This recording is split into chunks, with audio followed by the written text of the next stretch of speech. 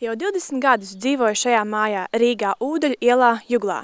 Cik atceros, mājā sen nekas nav darīts, bet apsaimniekošanas maksu mēs maksājam. Tādēļ devos pie Rīgas nama pārvaldnieka, lai noskaidrotu, kur tad paliek šī nauda. Likums nosaka, ka uzrakstot iesniegumu, man ir tiesības saņemt informāciju par manu māju. Uz manis interesējošiem jautājumiem atbildēja Rīgas nama pārvaldnieka darbiniece Landa Tālmane. Principā tiem darbiem visiem ir jābūt redzamiem publiskajā daļā, kas ir veikts. Kur tas 15. daļa atrodas? Tā, tas būs trešajā kabinetā. Viņš ir mazliet ir pāris struktūras, veidot un mainīt. Mums ir plašiem grūti saprast, tāpēc tas ir mazliet vingrinots, ja? Bet man jums atsūtīs to paplašināt, vai pagaidiet.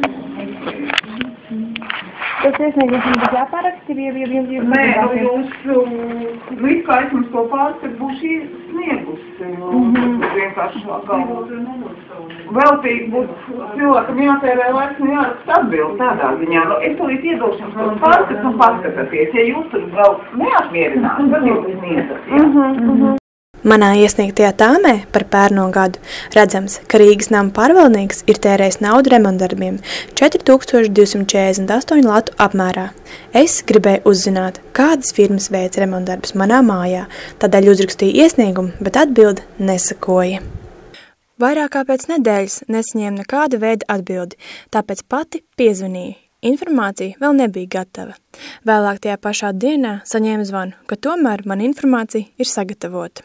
Detalizētajā tāmē bija sīkāks darbu uzskaitījums un summas.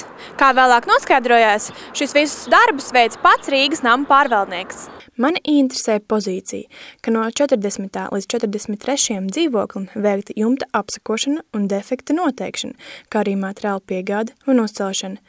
Tas nav fiziski iespējams, jo šie dzīvokļi atrodas 4. stāvā, bet mājā ir 5 stāvi. Par to Rīgas nama pārvaldnieks samaksāja 25 latus. Pie manis neviens no Rīgas nama pārvaldes darbiniekiem nav vērsies, lai noskaidrotu jumta defektu. Un vispār es pirmo reizi dzirdu par šādu darbību veikšanu. Tāme parāda, ka 3264 lati un 32 centīmi tiek tērēti mājas sanitārai kopšanai.